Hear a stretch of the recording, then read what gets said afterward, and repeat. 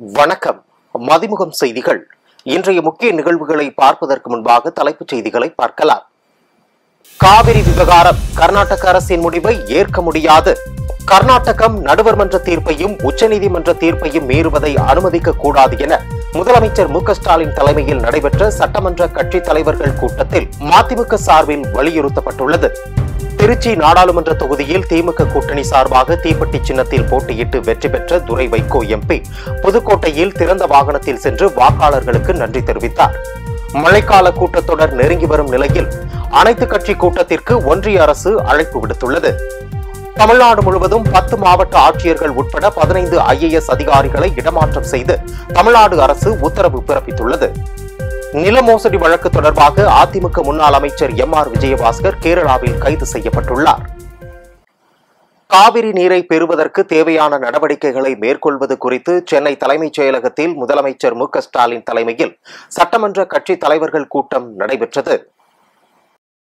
இந்த கூட்டத்தில் மறுமலர்ச்சி திராவிட முன்னேற்ற கழகத்தின் சார்பில் வாசுதேவநல்லூர் தொகுதி சட்டமன்ற உறுப்பினர் டாக்டர் தி. சதன் திருமலைக்கும், மதுரை தெற்கு தொகுதி சட்டமன்ற உறுப்பினர் மு. பூமிநாதன் ஆகியோர் கலந்து கொண்டனர். இந்த கூட்டத்தில் கர்நாடக அரசு முறையாக காவிரி நீரை திறந்து விடாததால் தமிழகத்தில் டெல்டா மாவட்டங்களில் குறுவை சாகுபடி பாதிக்கப்பட்டு உள்ளது. எனவே ஜூன், ஜூலை மாதங்களில் தமிழகத்துக்கு வழங்க வேண்டிய நீரை திறந்துவிட உத்தரவிட வேண்டும் என மறுமலர்ச்சி திராவிட முன்னேற்ற கழகத்தின் சார்பில் வலியுறுத்தப்பட்டது. கர்நாடகாவில் உள்ள கபினி, கிருஷ்ணராஜ சாகர், ஹோமாவதி, ஹேரங்கி ஆகிய 4 அணைகளிலும் முழு கொள்ளளவு நீர் இருப்பு உள்ளதும் தமிழகத்திற்கு வழங்க வேண்டிய காவிரி உரிமை நீரை வழங்க முடியாது என்று கர்நாடக முதல்வர் கூறுவது அடாவடித்தனமானது எனவும் இது கண்டனத்திற்குரியது எனவும் மறுமலர்ச்சி திராவிட முன்னேற்ற கழகத்தின் சார்பில் வலியுறுத்தப்பட்டது. மேலும் கர்நாடக அரசு உத்தரவுகளை ஏற்காமல் அலட்சியப்படுத்தி வருவதால் தமிழ்நாடு கடுமையாக பாதிக்கப்பட்டு வருவதாகவும் ஒன்றிய பாஜக அரசு உடனடியாக நடவடிக்கை மேற்கொண்டு காவிரி மேலாண்மை ஆணையத்தின் உத்தரவை செயல்படுத்தி தமிழ்நாட்டிற்கு தண்ணீர் திறக்க கர்நாடக மாநிலத்திற்கு அறிவுறுத்த வேண்டும் எனவும் தமிழ்நாடு அரசு கர்நாடக மாநிலத்தின் அநீதியை எதிர்த்து உச்சநீதிமன்றத்தில் மனு தாக்கல் செய்ய வேண்டும் எனவும் மதிமுக சார்பில் வலியுறுத்தப்பட்டது. தமிழகத்தின் காவிரி நீர் உரிமையை பிரித்து வரும் கர்நாடக மீண்டும் மேகதாது அணையை கட்டியே தீர்வோம் என்று முனைந்திருப்பதும் திட்டத்தை செயற்படுத்த குழுக்கள் அமைத்துள்ளதாக முதல்வர் சித்தராமையா குறிப்பிட்டு இருப்பதும் கடும் கண்டனத்திற்கு உரியது எனவும் மதிமுக சார்பில் வலியுறுத்தப்பட்டது. கர்நாடகம் நடுவர் மன்ற தீர்ப்பையும் உச்சநீதிமன்ற தீர்ப்பையும் மீறுவதை அனுமதிக்க கூடாது என்று தமிழக அரசை மறுமலர்ச்சி திமுக சார்பில் வலியுறுத்தி கேட்டுக் கொண்டதாக மதிமுக தலைமை கழகம் வெளியிட்டுள்ள செய்தி குறிப்பில் தெரிவிக்கப்பட்டுள்ளது. திருச்சி நாடாளுமன்ற தொகுதியில் திமுக கூட்டணி சார்பாக தீப்பெட்டி சின்னத்தில் போட்டியிட்டு வெற்றி பெற்ற துரை வைகோ புதுக்கோட்டை திருவாப்பூர் ரயில்வே கேட் அருகில் இருந்து தொடங்கி வீதி வீதியாக வாக்காளர்களுக்கு நன்றி தெரிவித்து சென்றார். துரை வைகோவுடன் சட்டத்துறை அமைச்சர் ரகுபதி, வடக்கு மாவட்ட செயலாளர் கே. செல்லப்பாண்டியன், மதிமுக மாவட்ட செயலாளர் கலியமூர்த்தி மற்றும் கூட்டணி கட்சியினர் உடன் சென்றனர். அப்போது பேசிய அமைச்சர் ரகுபதி, திருச்சி நாடாளுமன்ற உறுப்பினர் துரை வைகோ மக்களுக்கு தேவையான திட்டங்களை பெற்றுத் தருவார் என்றார்.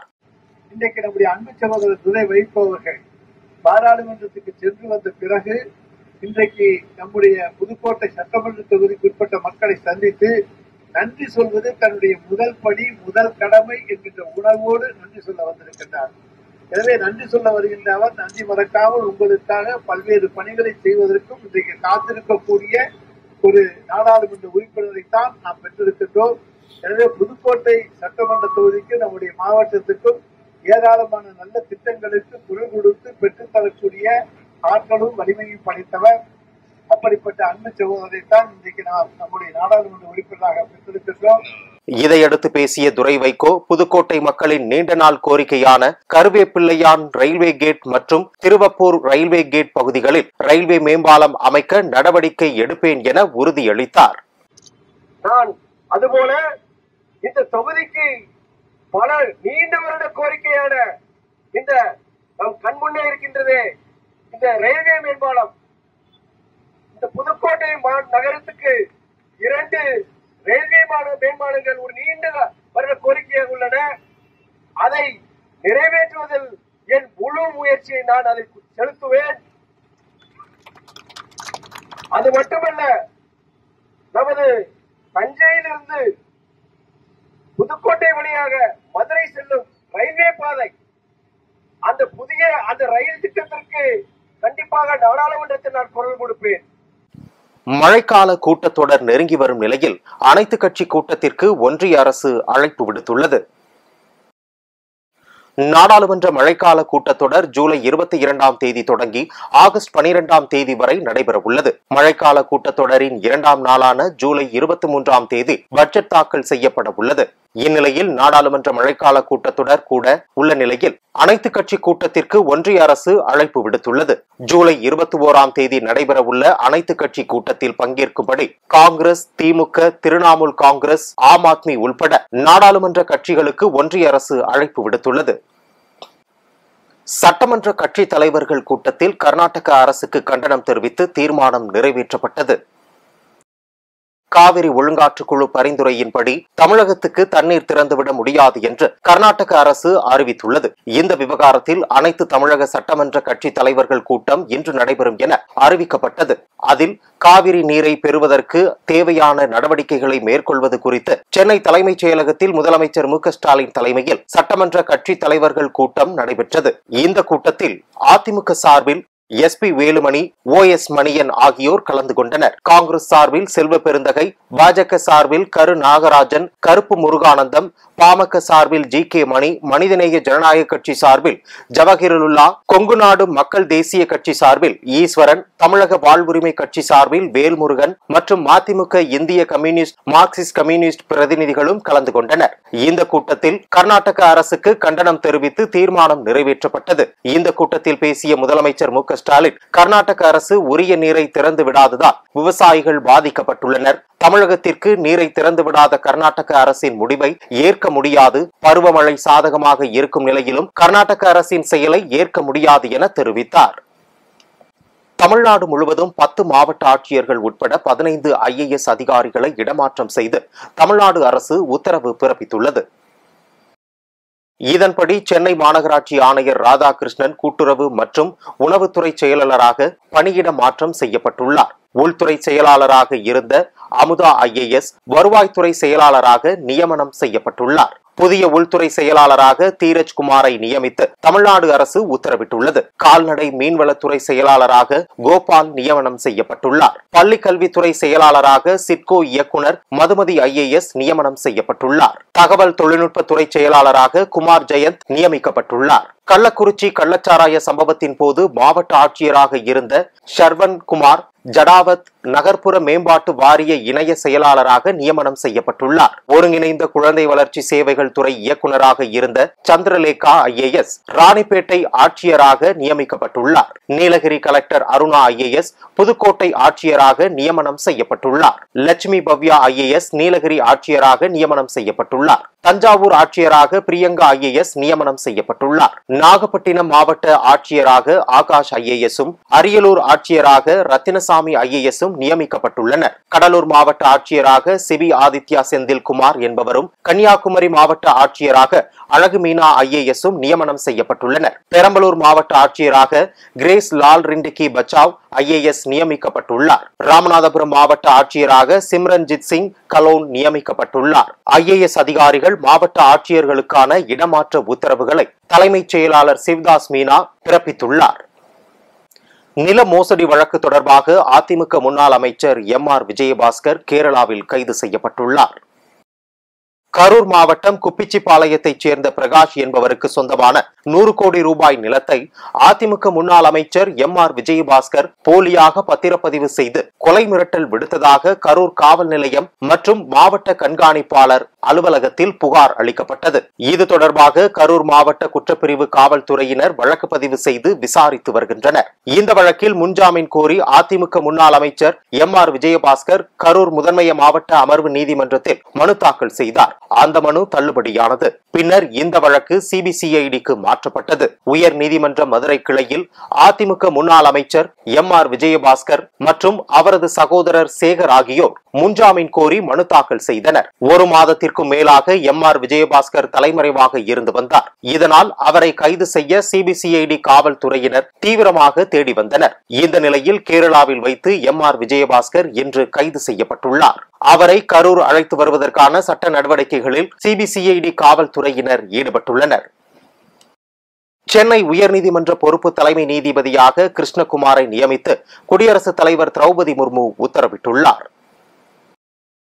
சென்னை உயர்நீதிமன்ற பொறுப்பு தலைமை நீதிபதி ஆர் மகாதேவன் உச்சநீதிமன்ற நீதிபதியாக நியமனம் செய்யப்பட்டுள்ளார். உச்சநீதிமன்ற நீதிபதியாக கொலிஞ்சியம் பரிந்துரை செய்ததை அடுத்து இன்று அவர் நியமனம் செய்யப்பட்டார். இந்நிலையில் சென்னை உயர்நீதிமன்ற பொறுப்பு தலைமை நீதிபதியாக கிருஷ்ணகுமார் நியமனம் செய்யப்பட்டுள்ளார். முன்னதாக குடியரசுத் தலைவர் திரௌபதி முர்மு உத்தரவிட்டதை அடுத்து சென்னை உயர்நீதிமன்ற பொறுப்பு தலைமை நீதிபதி ஆர் மகாதேவன் மற்றும் ஜம்மு காஷ்மீர் உயர்நீதிமன்ற தலைமை நீதிபதி கோட்டீஸ்வர் சிங் ஆகிய இருவரும் உச்சநீதிமன்ற நீதிபதியாக நியமனம் செய்யப்பட்டனர். இதையடுத்து காலியான சென்னை உயர்நீதிமன்ற பொறுப்பு தலைமை நீதிபதி இடத்திற்கு கிருஷ்ணகுமார் நியமனம் செய்யப்பட்டுள்ளார். கர்நாடக அணைகளில் இருந்து 25,556 கன அடி உபரி நீர் திறப்பால் ஒகேனக்கலுக்கு நீர்வரத்து வினாடிக்கு 19,000 கன அடியாக அதிகரித்துள்ளது. கனமழை தென்மேற்கு பருவமழை கர்நாடக கேரளா மாநிலத்தில் தீவிரமடைந்து உள்ளது. இதனால் காவிரி நீர்பிடிப்பு பகுதிகளான குடகு, வயநாடு உள்ளிட்ட பகுதிகளில் கனமழை பெய்து வருகிறது. இதன் காரணமாக கர்நாடக மாநிலத்தில் உள்ள கபினி அணை தனது முழு கொள்ளளவான 84 அடியில் 83.43 அடியை எட்டி உள்ளது. இதனால் கபினி அணையிலிருந்து வினாடிக்கு 25,000 கன அடி உபரி நீரும், கிருஷ்ணராஜசாகர் அணை தனது முழு கொள்ளளவான 124.80 அடியில் 106 அடியை எட்டிய உள்ளது. இதன் காரணமாக கிருஷ்ணராஜசாகர் அணையில் இருந்து 556 கன அடி தண்ணீரும் என 2 அணைகளில் இருந்தும் மொத்தமாக 25,556 கன அடி தண்ணீர் திறக்கப்பட்டுள்ளது. இதன் காரணமாக தருமபுரி மாவட்டம் ஒகேனக்கலுக்கு நீர்வரத்து அதிகரித்துள்ளது. நேற்று மாலை 4 மணி அளவில் வினாடிக்கு 10,000 கன அடி தண்ணீர் வந்தது. தற்போது கபினி, கிருஷ்ணராஜசாகர் அணைகளில் இருந்து கூடுதலாக உபரி தண்ணீர் திறந்து விடப்பட்டுள்ளதால் ஒகேனக்கலுக்கு நீர்வரத்து படிப்படியாக அதிகரிக்க தொடங்கியுள்ளது. இன்று காலை 6 மணி நிலவரப்படி ஒகேனக்கலுக்கு 19,000 கன அடி தண்ணீர் வந்தது. இதனால் மெயினருவி, ஐந்தருவி, சினிபால்ஸ் உள்ளிட்ட அருவிகளில் தண்ணீர் கொட்டியது. மேலும் காவிரி ஆற்றில் நீர்வரத்தை தமிழக கர்நாடக எல்லையான பிலிகுண்டுலுவில் மத்திய நீர்வளத்துறை அதிகாரிகள் தொடர்ந்து கண்காணித்து வருகின்றனர். இன்றைய தங்கம் வெள்ளி விலை வழங்குவோர் அட்டிகா கோல்ட் கம்பெனி. தங்கத்தின் விலை நாளுக்கு நாள் அதிகரித்துக் கொண்டே வருகிறது. இது மக்களிடையே பெரும் அதிர்ச்சியை ஏற்படுத்தியுள்ளது. அதன்படி சென்னையில் 22 கேரட் ஆபரண தங்கத்தின் விலை சவரனுக்கு ரூபாய் 360 உயர்ந்து ரூபாய் 54,640க்கு விற்பனை செய்யப்படுகிறது. சென்னையில் 22 கேரட் ஆபரண தங்கத்தின் விலை கிராமுக்கு ரூபாய் 45 உயர்ந்து ரூபாய் 6,830க்கு விற்பனையாகிறது. சென்னையில் வெள்ளி விலை கிராமுக்கு 20 காசுகள் குறைந்து ரூபாய் 99.50க்கு விற்பனை செய்யப்படுகிறது. 1 கிலோ வெள்ளியின் விலை 99,500 ரூபாய்க்கு விற்பனை செய்யப்படுகிறது. பல்வேறு மாவட்டங்களில் நடைபெற்ற நிகழ்வுகளை களத்தில் மதிமுகம் பகுதியில் பார்க்கலாம்.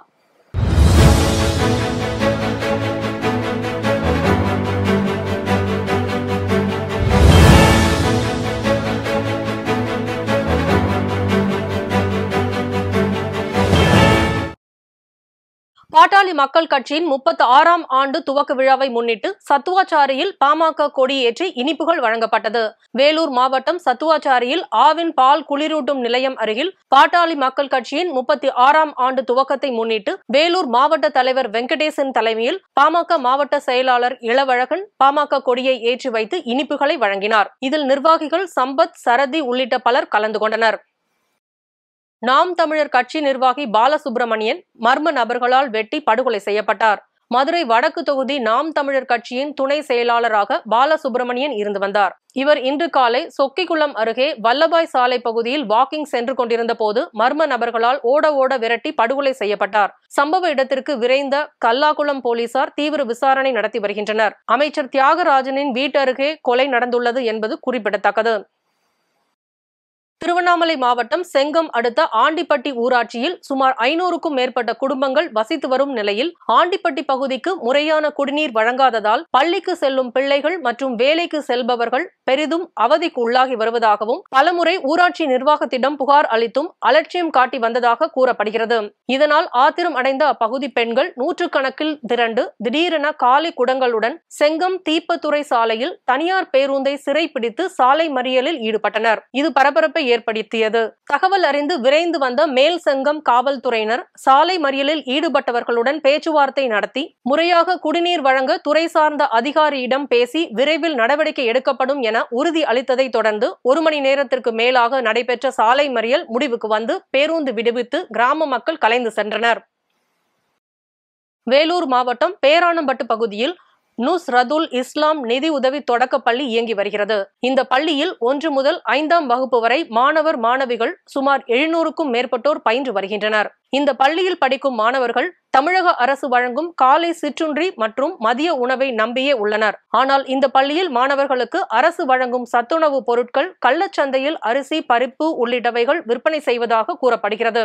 இதனை சில சமூக ஆர்வலர்கள் அந்த பள்ளியில் இருந்து கள்ளச்சந்தையில் விற்பனை செய்யும் அரிசி, பருப்பு வகைகளை பொருட்களை எடுத்து செல்வதை வீடியோ எடுத்து தற்போது பேரானம்பட்டு பகுதியில் உள்ள சமூக வலைதளங்களில் வெளியிட்டுள்ளனர். பேரானம்பட்டு பகுதியில் உள்ள மாணவர்களின் பெற்றோர்கள் மத்தியில் பெரும் அதிர்ச்சியை ஏற்படுத்தியுள்ளது.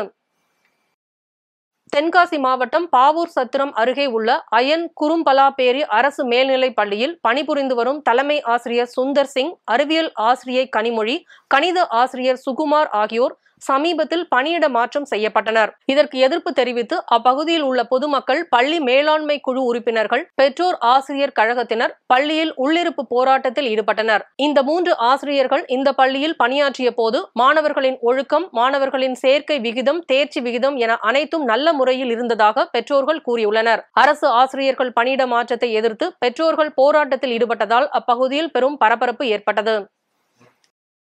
ராணிப்பேட்டை மாவட்டம் சோளிங்கர் 108 திவ்ய தேசங்களில் ஒன்றான அருள்மிகு ஸ்ரீ லட்சுமி நரசிம்மர் சுவாமி திருக்கோயிலில் ஆனி மாத கருட சேவை உற்சவம் வெகு விமர்சையாக நடைபெற்றது. இதனை முன்னிட்டு உற்சவ மூர்த்தியான ஸ்ரீ பக்தோசி பெருமாள் சுவாமிக்கு அபிஷேகம் செய்து மலர் மாலை, வண்ண மலர்கள் கொண்டு அலங்காரம் செய்யப்பட்டு மங்கள வாத்தியங்கள் முழங்க மகா தீபாராதனைகள் நடைபெற்றது. சோளிங்கர் மற்றும் சுற்று வட்டார பகுதிகளிலிருந்து 20க்கும் மேற்பட்ட கிராமங்களிலிருந்து திரளான பக்தர்கள் கலந்து கொண்டு சாமி தரிசனம் செய்தனர்.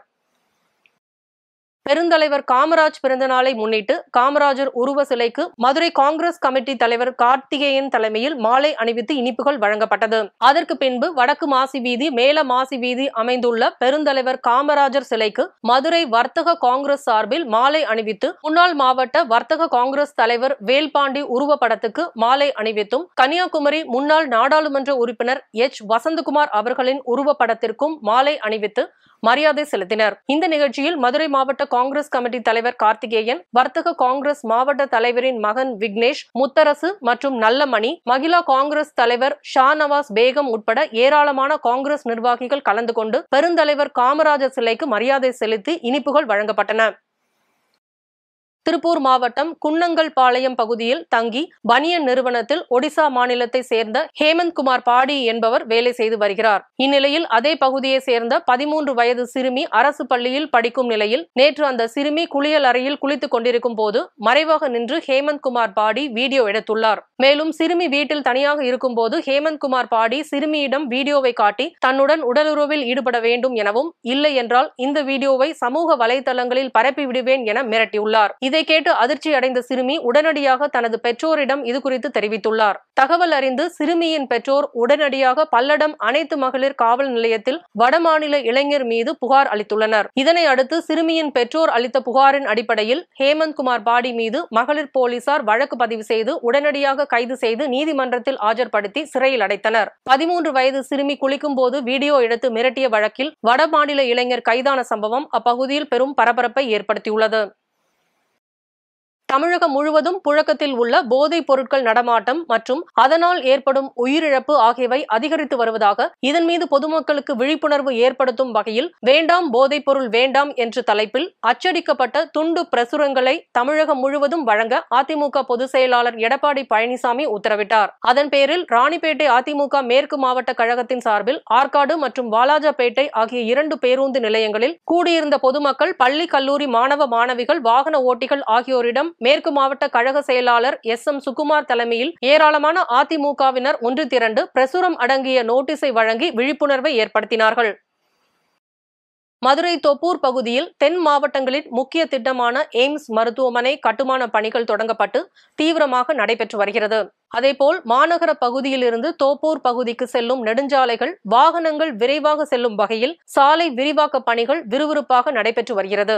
இந்த விரிவாக்க பணிகள் 70% முடிந்த நிலையில் ஹார்விப்பட்டியிலிருந்து திருநகர் செல்லக்கூடிய சாலையில் அடுத்தடுத்து 3 மின் கம்பங்கள் சாலையோரத்தில் மாற்றி அமைக்கப்படாமலேயே விரிவாக்க பணிகள் நடைபெற்றுள்ளது. இதனால் மதுரையிலிருந்து நெடுஞ்சாலைக்கு செல்லும் வாகன ஓட்டிகள் விபத்துக்குள்ளாகும் அபாயம் ஏற்பட்டுள்ளது.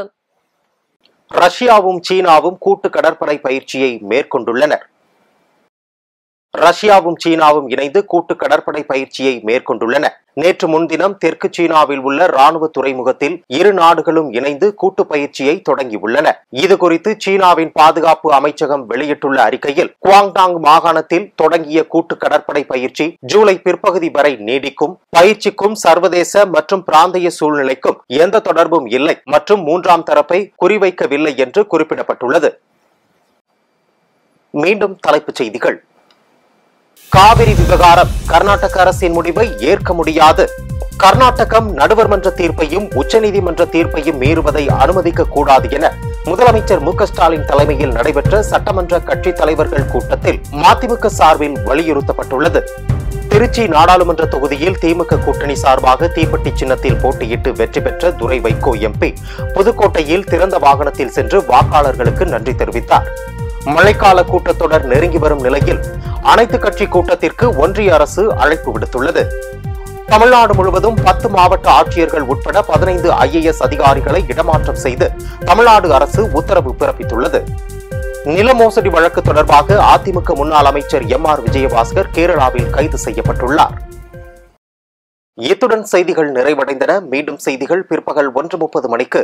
மேலும் செய்திகளை தெரிந்து கொள்ள மதிமுகம் பிரைம் யூடியூப் தளத்தில் இணைந்திருங்கள்.